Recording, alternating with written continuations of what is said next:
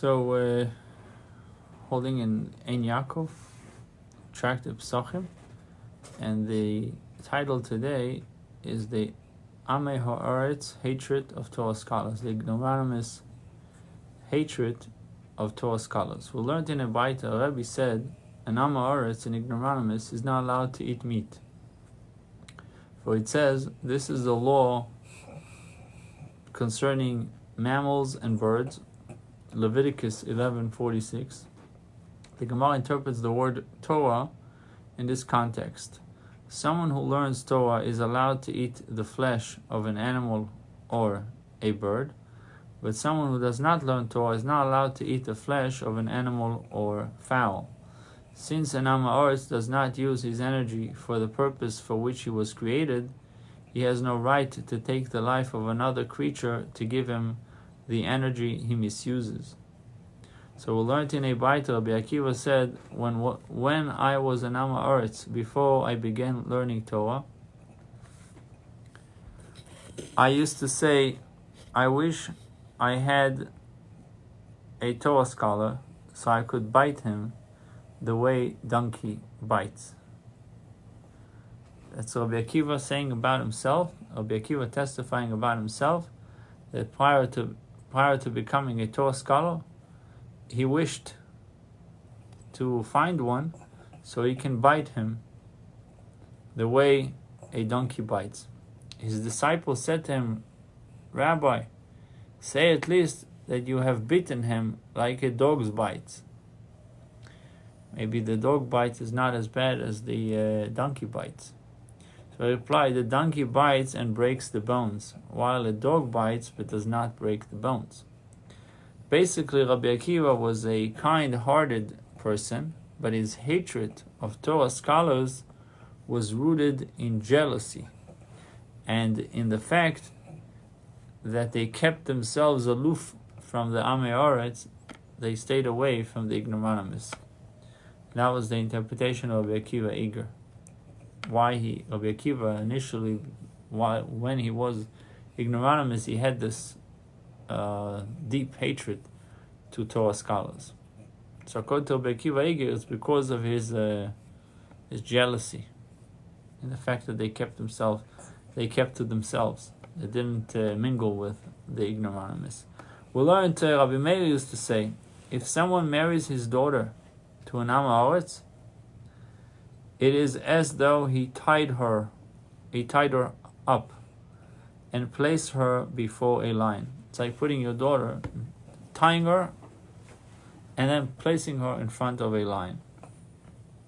Just as a lion pounces on his prey and devours it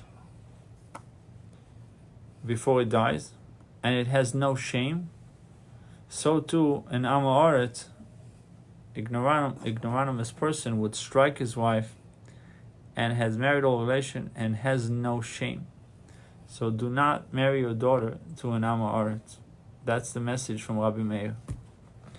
We learned, Rabbi Menahse said, if not for the fact that we, Rabbi Menahse was saying about himself, Torah scholars need the Amei Ha'aretz to provide us with food, still need somebody to work the field, and services, so that they earn their livelihood from us, they would kill us. So if not for us, Rabbi Meir says, if not for us being their customer, the Amei Ha'aretz would have killed us. Rabbi Chia taught, if someone learns Torah in front of an Amei Ha'aretz who does not learn any Torah, it is as if he cohabited with the betrothed of the Amei Ha'aretz. So it's not something positive to learn in front of an Amei Ha'aretz who does not learn any Torah. So right in front of his face. So as if it was done, it was such shameless, not being shamed at all, as if he cohabited with the Amei Ha'aretz wife in front of him, betrothed wife of an Amei Ha'aretz. So the Amei Ha'aretz feels degraded when Torah is studied in his presence. He doesn't like it when Torah is studied in his presence. For it says, Moshe prescribed the Torah to us, an inheritance. Right? Moshe tzivulan, Torah tzivulan Moshe moirosho ki'ilas. What is moirosho? Morasha, moirosho. The Gemara says, Al tikra morosho ela moirosa. Moirosa is betrothed, is engaged to us. Betrothed is even a deeper level, higher level, or almost like a marriage.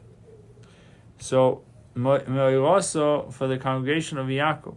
So there was a deeper connection with the Jewish people. Don't read moirosa, but read. Don't read moirosho, but read moirosa. Don't say inheritance, rather say betrothed.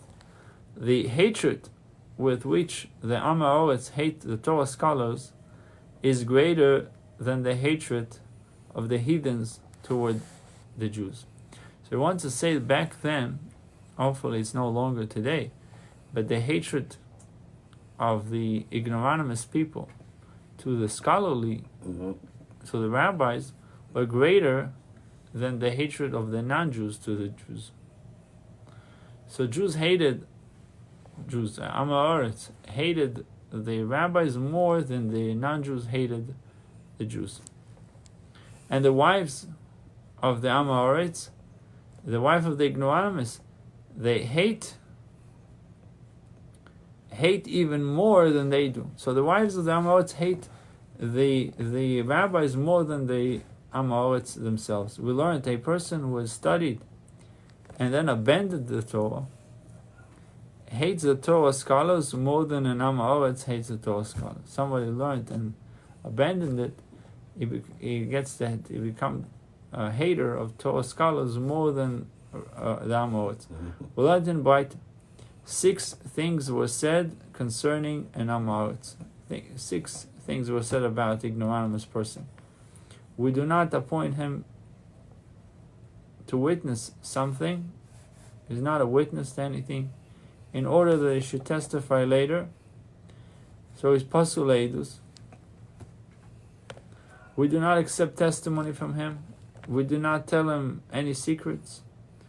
We do not appoint an Amaorets as guardian of the property of orphans, and we do not appoint him administrator of a charity fund, and we should not be the traveling companion of an Amaorets. Some say, if we have found a lost article belonging to an Amaorets, for example, if an article was found after a caravan of Amaorets passed by, we do not have to announce that we have found it. So the Gemara asks, why doesn't the first Tana mention all of these restrictions? Because he disagrees. He reasons that perhaps the Amaorets will have good children. Why to denounce him? Maybe the Amaorets will ultimately have good children, and they will eventually enjoy the money that you return to him. As it says, he, the wicked man, will prepare it, and the righteous will wear it. So it could be that his children will benefit from it, therefore you should give him back the lost object. But this is obviously today, all Jews are full of mitzvahs like a pomegranate. All Jews love Torah, and even if they don't show it deep inside, they love it. So, and today with the explosion of knowledge, everyone is knowledgeable, and all scholars, all rabbis, all people have access to information much easier way. And we see with Rabbi Akiva that although he initially hated the Amaorets so much, he being an Amaorets hated Torah scholars so much that he was willing to bite them like a donkey bite, a very strong bite that breaks the bones. But nevertheless, he became one of the greatest Torah scholars that the Jewish people ever known.